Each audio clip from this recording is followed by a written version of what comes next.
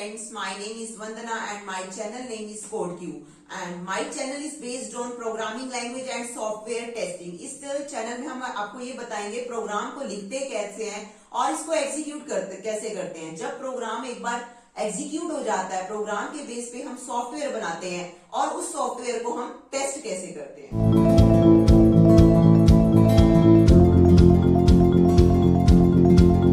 Last video में हमने करा था how we take values at compile time. Compile time means जब हम प्रोग्राम लिखते हुए ही वैल्यूज ले लेते थे, like int a is equals to 10, int b is equals to 20। उसी के बेस पे ही हमने प्रैक्टिकल्स किए थे और 4-5 प्रोग्राम्स को हमने एग्जीक्यूट किया था कि कंपाइल टाइम की जो वैल्यूज होती हैं वो फिक्स वैल्यूज होती हैं। जितनी बार भी आप उन वैल्यूज को एग्जीक्यूट करोगे वो सेम वैल्यूज ही आपके पास रहेगी। That is called how we take values at compile time, यानी फिक्स्ड वैल्यूज। जो आज हमारा टॉपिक है how we take values at run time, तो वो कौन सा ऐसा मेथड है जिसके थ्रू हम वैल्यूज जो है रन टाइम पे लेंगे।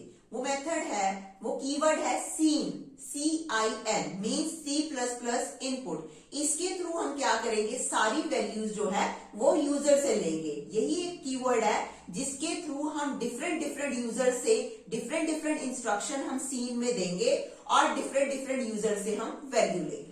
चलो हम देखते हैं अब सीन के थ्रू प्रोग्राम को कैसे एग्जीक्यूट करते हैं, कैसे हम यूजर से वैल्यूज को लेते हैं। हम इसका एक प्रैक्टिकल एग्जांपल करके देखते हैं। हमने टर्बो C++ पे इसका एग्जांपल स्टार्ट किया। हम एक सिंपल एग्जांपल लेंगे जिसमें हम वैल्यू एक वेरिएबल में स्टोर कराएंगे। हमने लिखा यहाँ hash include iostream .h, hash include conio .h, then we write void main,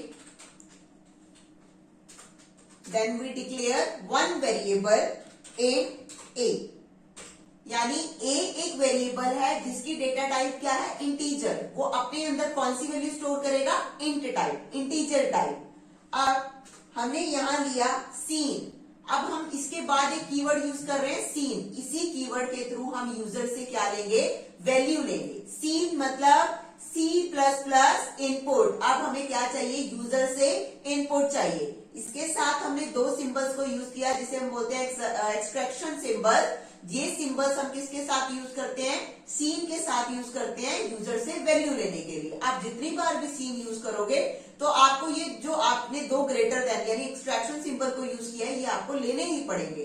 then अब हमने यहाँ लेना है वेरिएबल, वेरिएबल जिसमें हमने वैल्यू को स्टोर कराना है। हमने ऊपर कौन सा वेरिएबल डिक्लेयर किया हुआ था, a, तो अब हम सीन के साथ भी कौन सा वेरिएबल लेंगे, a, यानी यूजर इनपुट कौन से वेरिएबल में देगा, a में। देन जब वो वेरिएबल में वैल्यू दे देगा तो अब हमने यहाँ लिखा सी आउट। उसके बाद हम ये भी तो चेक करेंगे जो यूजर ने वैल्यू दी है वो स्टोर हुई है या नहीं हुई।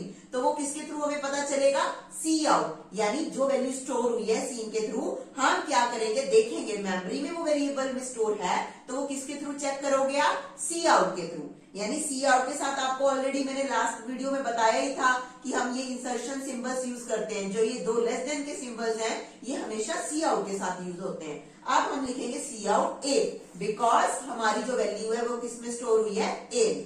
देन हम लिखेंगे गेट ch एंड हम अपने प्रोग्राम को क्या करेंगे, बंद करेंगे। यानी अब हमने एक प्रोग्राम लिख लिया, सिंपल प्रोग्राम जिसमें हम वैल्यू ले रहे हैं और उस वैल्यू को हम क्या करा रहे हैं, प्रिंट करा रहे हैं। चलो अब हम इसे कंपाइल करके देखते हैं। जब हमने इस प्रोग्राम को कंपाइल किया 0 एरर, यानी अब हम इसे रन करते हैं। अब आप देखो रन करने पर एक ब्लैंक स्क्रीन आ रही है, कर्सर ऐसे ब्लिंक कर रहा है, मींस हमें कोई वैल्यू देनी है। अब मैंने वैल्यू दे दी 10, मतलब ये वैल्यू किसमें जा रही है, सीन मांग रहा है हमसे वैल्यू। हमने ये सीन को वैल्यू दी, किसको दी, सीन को, a की वैल्यू। अब नेक्स्ट, अब देखो सी आउट ने वैल्यू दे दी क्योंकि हमने सी आउट को बोला था ना कि जो वैल्यू हम दे रहे हैं तुम्हें उसे क्या कराना है, प्रिंट कराना है। अब उसने 10 को प्रिंट करा दिया। अब आप ये देख रहे होगे जब आप स्क्रीन पे जाते हो ना तो आपको लग रहा होगा कि मतलब कर्सर ऐसा ब्लिंक करता आ रहा है, आपको ये नहीं पता चल रहा मुझे वैल्यू देनी है या नहीं देनी। जब भी स्टूडेंट्स आप प्रोग्राम करते हो, आपकी प्रोग्राम की डिजाइनिंग इतनी अच्छी होनी चाहिए कि जो भी आपके प्रोग्राम को यानी जो भी आपके सॉफ्टवेयर को यूज करे, आपका सॉफ्टवेयर अंडरस्टैंडेबल हो। लाइक जैसे मैं कंपाइलर स्क्रीन पे गई, ब्लैंक स्क्रीन पे ब्लिंक करने लग गया। अब मेरे को तो पता है बिकॉज मैं एक प्रोग्रामर हूं कि मुझे वैल्यू देनी है। क्या एक यूजर को पता चलेगा मुझे क्या करना है? वो तो चुप करके बैठ जाएगा, वो कहेगा पता नहीं प्रोसेसिंग हो रही है, पता नहीं हो रही।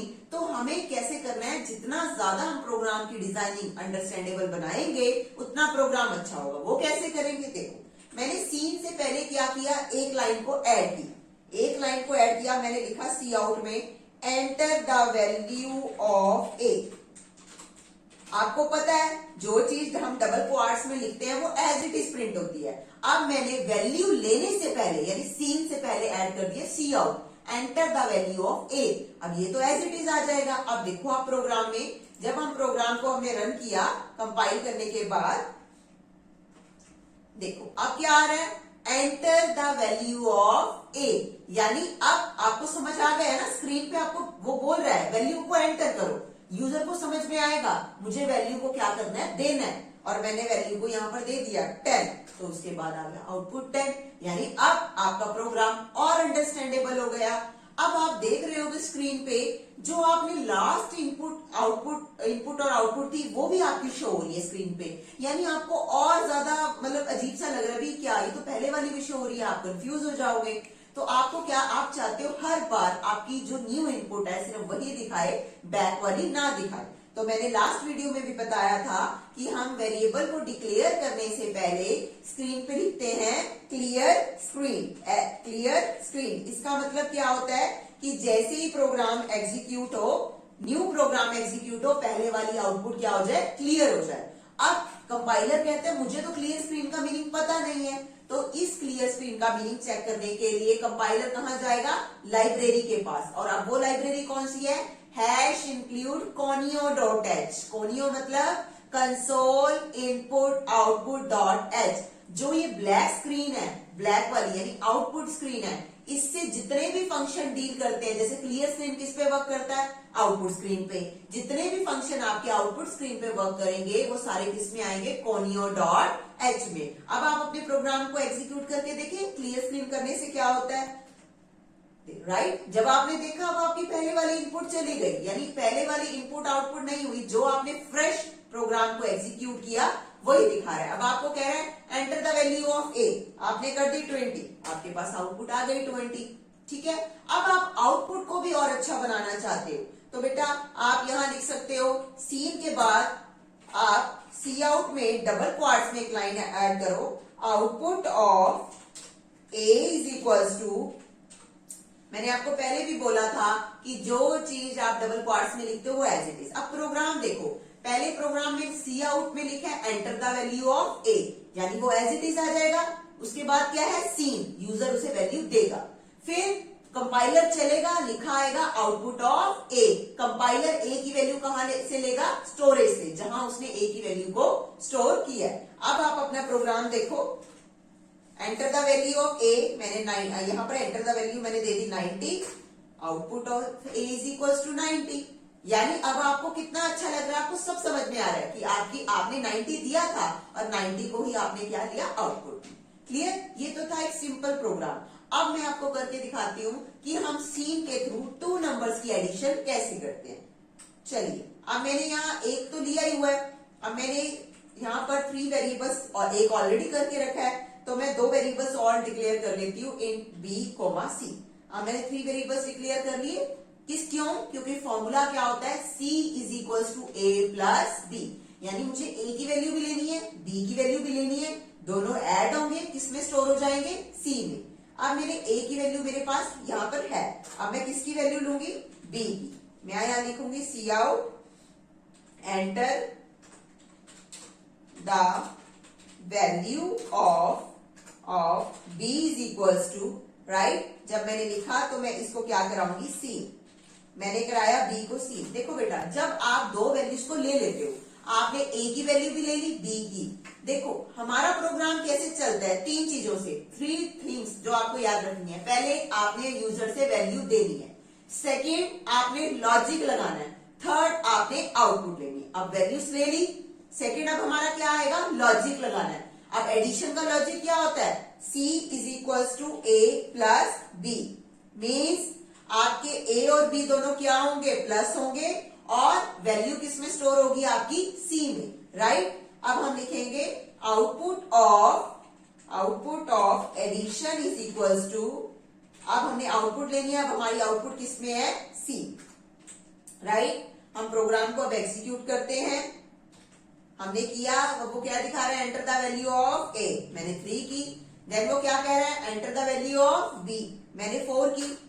Output of addition is equal to 7, right. कि कैसे आपने दो वैल्यूज को यूजर से लिया, देन आपने लॉजिक लगाया, देन आपने लॉजिक लगाने के बाद जो वैल्यू है वो किसी वेरिएबल में स्टोर हुई, बिकॉज लॉजिक लगाने के बाद वैल्यू कहीं ना कहीं तो स्टोर होगी ना, वो हवा में तो नहीं रहेगी। तो आपने C वेरिएबल लिया जो क्या करेगा, A प्लस B की वैल्यू को संभाल के रखेगा, और जब भी हमें वैल्यू चाहिए हम किससे ले लेंगे, C से ले लेंगे, और हमने वैल्यू को किससे ले लिया, C से ले लिया, राइट। ये था how we do addition of two numbers using run time values. Run time means अब मैंने वैल्यूज कब ली है, रन टाइम, जब मेरा प्रोग्राम रन हो गया तब मैंने A की वैल्यू ली है, तब मैंने B की ली है। अब देखो बेटा, अब ऐसा तो नहीं है, पहले क्या होता था, जब हम वैल्यूज फिक्स्ड ले लेते थे तो जितने मर्जी यूजर यूज कर ले सबके लिए वैल्यू सेम रहती थी। सपोज मैंने क्या लिखा, A is equal to 10, B is equal to 20, जितने मर्जी यूजर यूज करें, A की वैल्यू क्या रहेगी, 10 एंड B की 20। लेकिन इसमें क्या होगा, इंडिविजुअल यूजर्स अपनी नीड के अकॉर्डिंग, अपनी रिक्वायरमेंट के according they will give the values and take the output from the compiler. तब उन्हें एक्चुअल पता चलेगा, बिकॉज सबकी सोच डिफरेंट है। हर कोई ये थोड़ी सोचेगा मुझे 3 प्लस 3 को ही ऐड कराना है, कोई 3 प्लस 2 को कराएगा, कोई 10 प्लस 2 को कराएगा, कोई 11 प्लस 20 को। अपनी रिक्वायरमेंट है, जिस वैल्यूज को वो कराना चाहता है। तो हमारा वही है, यूजर की रिक्वायरमेंट है, उसको किसके थ्रू हम सॉल्व करते हैं, सीन के थ्रू, यानी how to execute values at run time. जैसे मैंने आपको एडिशन का प्रोग्राम कराया, एडिशन का प्रोग्राम मैंने आपको 3 स्टेप में कराया। फर्स्टली आपको कितनी वैल्यूज की रिक्वायरमेंट है, मैंने बोला 2 नंबर की एडिशन, 2 नंबर के लिए आपको 2 वैल्यूज की रिक्वायरमेंट है, और एक स्टोरेज वेरिएबल की रिक्वायरमेंट है, यानी 3 टोटल वेरिएबल्स की रिक्वायरमेंट है। 2 जो वैल्यू को स्टोर करेंगे, एक जो आउटपुट को स्टोर करेगा। तो 2 में मैंने वैल्यूज ली, देन मैंने लॉजिक लगाया, जो उस लॉजिक यानी C is equal to A plus B, जो उसकी आउटपुट को स्टोर करके रख रहा है, मैंने आउटपुट ली। इसी तरह आप कोई भी प्रोग्राम कर सकते हो। सपोज आपने मल्टीप्लाई करना है, सेम आपने मल्टीप्लाई 2 नंबर्स को करना है, तो 2 नंबर्स की आप वैल्यू लो, देन वैल्यू लेने के बाद लॉजिक लगाओ, उसकी आउटपुट को किसी वेरिएबल में स्टोर करो और उस वेरिएबल को आउटपुट करवा लो। इसी तरह अगर आप एवरेज ऑफ 4 नंबर्स करना चाहते हो तो आपको 5 नंबर लेने पड़ेंगे। 4 जो वैल्यू को लेंगे, 5 जो एवरेज को क्या करके रखेगा, एवरेज की आउटपुट को स्टोर करके रखेगा, देन आपने उसको आउटपुट ले लेनी है। इसी तरह कोई भी प्रोग्राम है, चाहे आपने पाइथागोरस थ्योरम को सॉल्व करना है, चाहे आपने हीरोज फॉर्मूला को सॉल्व करना है, किसी को भी करना है, तो आपके बेसिक स्टेप्स यही रहेंगे प्रोग्राम को एग्जीक्यूट करने के। आज का टॉपिक हम यही खत्म करते हैं। अगर आपको मेरी वीडियो में दी गई इंफॉर्मेशन अच्छी लगी है तो मेरी वीडियो को लाइक करो और अपने व्यूज कमेंट बॉक्स में जरूर देना, और मेरे चैनल को सब्सक्राइब जरूर करना। Thank you.